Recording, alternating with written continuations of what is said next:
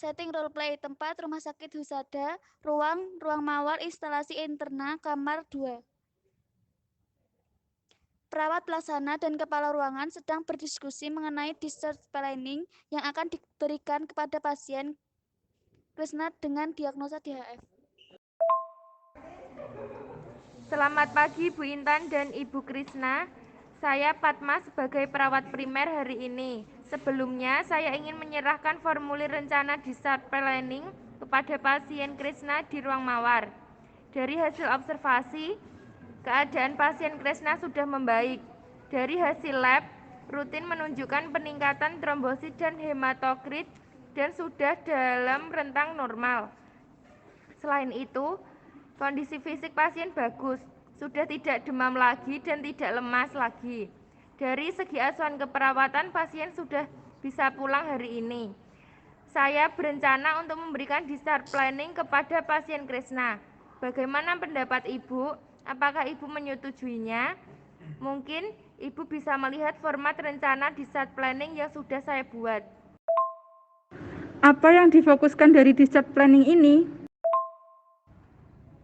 Nanti akan diberikan penyuluhan mengenai pencegahan demam berdarah. Apa yang perlu diperhatikan saat pasien pulang nanti dan dipersiapkan leaflet yang bisa dibawa pulang oleh pasien.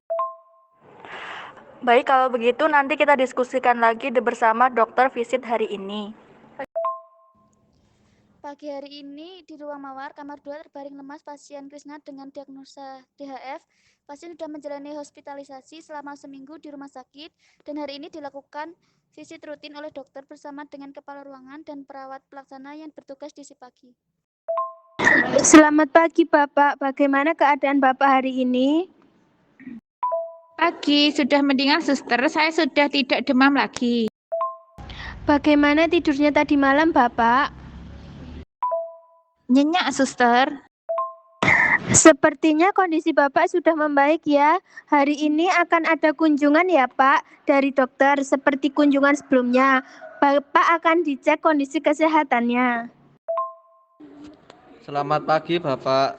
Saya dengar dari suster yang merawat Bapak bahwa kondisi Bapak sudah mulai membaik dan dari hasil laboratorium juga sudah menunjukkan perkembangan yang baik. Bagaimana pola makannya Pak? Apakah pagi ini makanannya habis dimakan?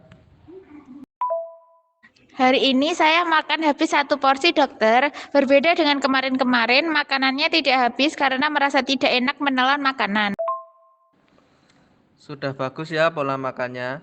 Nanti lebih banyak minum air putih juga ya Pak, agar suhu badan Bapak tetap normal dan untuk memperbaiki sistem kekebalan tubuh Bapak juga. Secara keseluruhan dari hasil pengamatan saya, Bapak sudah mengalami perkembangan kesehatan yang cukup baik. Hanya saja perlu banyak istirahat dulu dalam beberapa hari. Baik Bapak, sekarang bisa istirahat kembali. Sebelum saya tinggalkan, apakah Bapak ada pertanyaan? Tidak ada, terima kasih ya suster. Baik, kalau tidak ada, kami permisi ya Pak. Di ruang perawat, dokter, kepala ruang, wakil kepala ruang, perawat primer, dan perawat pelaksana berdiskusi mengenai keadaan pasien Krisna dan rencana pemberian terapi selanjutnya.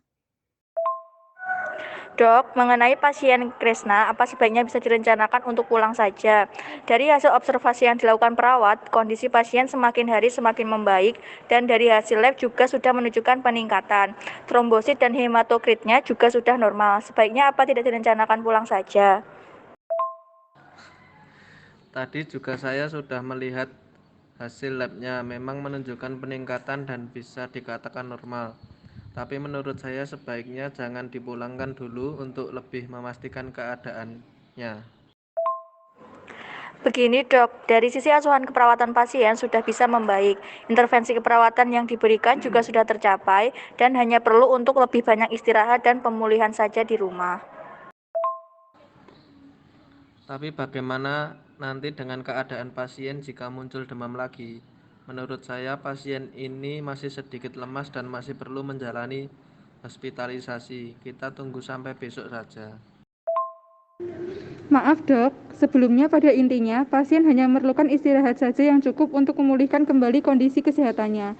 Dan menurut kami itu bisa dilakukan di rumah, mengingat pasien juga seorang mahasiswa yang pastinya juga dia merasa tidak betah di rumah sakit lama-lama. Iya dok, mengenai penanganan demam yang nantinya jika muncul lagi, kita sudah merencanakan discharge planning. Discharge planning ini nantinya akan diberikan edukasi kepada pasien mengenai yang perlu diperhatikan di rumah nantinya.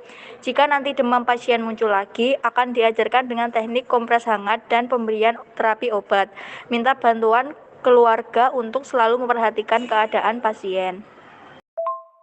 Iya dok, discharge planning ini nantinya akan diberikan oleh perawat-perawat yang bertugas hari ini.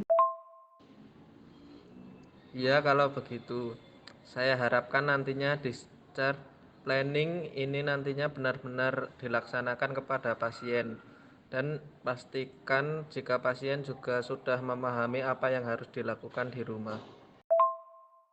Iya, nanti akan diberikan leaflet yang berisikan informasi penting bagi keluarga pasien. Iya dok, jadi bagaimana bisa dipulangkan pasien Kresna hari ini atau tidak? Bisa, pasien Kresna bisa pulang hari ini. Saya akan membuat surat izin pulangnya dan resep obat yang harus diberikan kepada pasien. Bu Padma, ini format discharge planning yang sudah saya setujui dan bisa dilakukan pada pasien Kresna ya. Bisa disiapkan untuk discharge planningnya sekarang. Baik Bu, nanti akan saya siapkan terlebih dahulu. Bu Okta, tolong panggilkan keluarga Bapak Kresna agar datang ke ruangan perawat sekarang ya. Baik, Bu. Selamat pagi, Pak. Bagaimana sarapannya? Habis makannya? Habis suster, pagi ini sudah makan banyak. Bagus ya, Bapak. Berarti Bapak sudah sembuh ya sekarang. Dan tadi setelah dibicarakan dengan dokter, kata dokter Bapak hari ini boleh pulang. Karena keadaan Bapak sudah membaik dan semua hasil pemeriksaan juga menunjukkan peningkatan normal. Keluarga pasien bisa ikut saya sebentar ke ruang perawat karena ada beberapa penjelasan terkait perencanaan pulang Bapak Kresna hari ini. Baik, suster. Selamat pagi Bu, keluarganya Bapak Kresna ya? Iya, suster. Begini Bu, setelah dokter tadi melakukan pemeriksaan terhadap Bapak Kresna dan dari hasil tindakan keperawatan kondisi Bapak Kresna sudah membaik dan sudah bisa dilakukan perawatan di rumah. Apa benar, suster, adik saya boleh pulang? Iya Bu, pasien sudah bisa pulang hari ini dan ini resep obat yang harus ditebus dulu sebelum pulang. Baik, suster. Begini Bu, sebelum nanti Pak Kresna pulang kami akan memberikan penyuluhan. Jadi penyuluhan ini penting nantinya untuk Bapak jalani selama pemulihan di rumah. Apa Ibu bersedia untuk diberikan penyuluhan ini? Saya setuju, suster. Jadi saya menantinya tahu yang benar mengenai perawatan keluarga saya di rumah. Baiklah Bu, nanti kami minta waktunya sebelum pulang ya untuk memberikan penjelasan cara pemulihan kondisi Bapak Kresna di rumah. Sekarang saya minta Ibu untuk memberikan form ini kepada Bapak Kresna agar ditandatangani ya. Form ini berisi persetujuan Bapak Kresna untuk dilakukan penyuluhan sebelum pulang. Baik, suster. Nanti akan saya berikan. Terima kasih, sus. Selamat pagi Pak, hari ini kami dari perawat ruang mawar yang bertugas pagi ini akan memberikan penyuluhan mengenai yang harus diperhatikan selama Bapak pemulihan di rumah. Sebelumnya, ada yang ingin Bapak tanyakan dulu sebelum dimulai? Tidak, suster. Bapak nanti akan dijelaskan mengenai informasi-informasinya. Kemudian nanti akan ditanyakan kembali dan diakhiri dengan pemberian leaflet yang bisa dibawa pulang. Nanti yang akan memberikan informasi adalah teman perawat saya yang lainnya. Baik, bagaimana Bapak bisa dimulai sekarang? Bisa, suster. Selamat pagi, Bapak. Benar dengan Bapak Kresna? Iya, benar suster.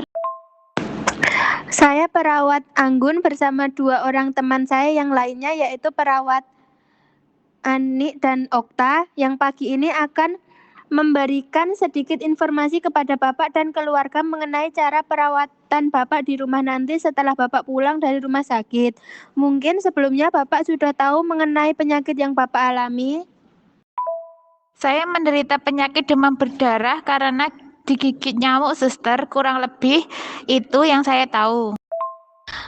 Oke, benar ya Pak. Demam berdarah adalah suatu penyakit menular yang disebabkan oleh virus dengue, terutama menyerang anak-anak dengan ciri-ciri demam tinggi mendadak, disertai manifestasi perdarahan dan berpotensi menimbulkan syok dan kematian.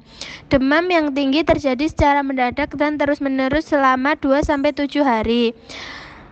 Cara untuk mengetahui seseorang menderita DHF itu dengan cara melakukan cek darah seperti yang sering Bapak lakukan selama dirawat, di mana yang dicari dari darah yaitu data mengenai trombosit, hemoglobin, dan hematokrit. Ketiga hal itulah yang menentukan baik atau buruknya kondisi Bapak saat menderita DHF. Pencegahan utama DHF dengan cara menghapuskan atau mengurangi vektor nyamuk demam berdarah. Inisiatif untuk menimbun kolam-kolam air yang sudah tidak digunakan, misalnya pot bunga, menguras bak mandi setiap seminggu sekali, dan membuang hal-hal yang dapat mengakibatkan terbentuknya sarang nyamuk demam berdarah Aedes aegypti. Beberapa hal yang harus dilakukan untuk menjaga kesehatan agar terhindar dari penyakit demam berdarah diantaranya: 1. Melakukan kebiasaan baik seperti makan makanan bergizi, rutin olahraga, dan istirahat yang cukup. 2. Perhatikan kebersihan lingkungan tempat tinggal dan melakukan 3M, yaitu menguras bak mandi, menutup wadah yang dapat menampung air, dan mengubur barang-barang bekas yang dapat menjadi sarang perkembangan jentik-jentik nyamuk. 3. Fogging atau pengasapan hanya akan mematikan nyamuk dewasa, sedangkan bubuk abate akan mematikan jentik pada air. Keduanya harus dilakukan untuk memutuskan rantai perkembangbiakan nyamuk. Segera berikan obat penurun panas untuk demam apabila penderita mengalami demam atau panas tinggi. Sudahkah Bapak dan keluarga melakukan salah satu atau mungkin keseluruhan dari cara pencegahan yang saya sebutkan tadi? Belum, suster. Saya dan keluarga kurang memperhatikan lingkungan sekitar rumah. Nah, untuk kedepannya, pencegahan yang saya paparkan tadi bisa Bapak terapkan ya. Selanjutnya, saya akan menambahkan sedikit ya Pak. Apakah Bapak tahu bagaimana penanganan awal untuk mengatasi demam saat-saat awal terkena DHF? Tidak tahu, suster. Nah, untuk penanganan awal saat demam bisa dilakukan dengan cara melakukan kompres. Selain itu, hal yang terpenting adalah istirahat yang cukup apabila merasa lelah. Karena virus dengue ini menyerang sistem kekebalan tubuh Bapak. Nah, apabila Bapak kelelahan, virus tersebut akan semakin mudah untuk berkembang dalam tubuh Bapak yang lemah. Setelah 1 minggu mengalami DHF, biasanya kondisi pasien kembali normal, namun masih lemah dan pucat. Oleh karena itu, perawatan yang dapat diberikan di rumah dalam kondisi pasien yang demikian yaitu istirahat yang cukup pasca dirawat, banyak minum air putih 2000 sampai 2500 cc per hari, makan seperti biasa tetapi bila terasa sakit makan harus lunak, makanan tidak terlalu asam dan pedas. Seperti yang kita ketahui, lebih baik mencegah daripada mengobati, di mana beberapa hal utama yang perlu dilakukan dalam mencegah penyebaran virus dengue yaitu dengan memperhatikan pencetus. Misalnya, mengusulkan kepada ketua RT untuk melakukan fogging rutin, lakukan 3M. Jangan biarkan pakaian banyak di ruang istirahat karena akan menyebabkan nyamuk bersarang di sana. Gunakan kelambu bila perlu. Apabila suhu tubuh tinggi kurang lebih 3 hari, langsung periksakan ke dokter. Minum obat sesuai aturan dan kontrol sesuai jadwal per 1 minggu setelah pulang. Nah, Bapak, itu informasi yang dapat kami berikan kepada Bapak dan keluarga. Mungkin di antara Bapak atau Ibu ada yang bisa menjelaskan kembali apa itu DHF? DHF biasa disebut dengan demam berdarah, yaitu penyakit seperti demam tinggi selama 7 hari yang disebabkan oleh virus dengue. Sudah benar ya jawaban Bapak Krisna. Kalau Ibu mungkin bisa menyebutkan apa saja perawatan yang dapat dilakukan di rumah? Istirahat yang cukup, banyak minum air putih, makan makanan yang lunak, dan tidak boleh asam ataupun pedas. Sudah benar juga ya, Bu. Itu artinya Bapak dan keluarga sudah mampu untuk melakukan perawatan di rumah. Bapak, Ibu, sebelum saya akhiri, apakah Bapak dan Ibu ada pertanyaan? Tidak ada, Suster. Baik, kalau tidak ada, ini saya bagikan leaflet kepada Bapak dan Ibu. Isinya kurang lebih sama dengan apa yang saya jelaskan tadi. Dan saya harap ini dapat menjadi bahan bacaan bagi Bapak dan keluarga dalam melakukan perawatan di rumah. Form discharge planning yang tadi diberikan bisa diberikan kepada saya, Bu. Baik, sekian dari kami. Terima kasih atas kerjasamanya. Semoga lekas sembuh dan ingat untuk kontrol kesehatan 1 minggu lagi ya, Pak. Selamat pagi. Selamat pagi, Suster.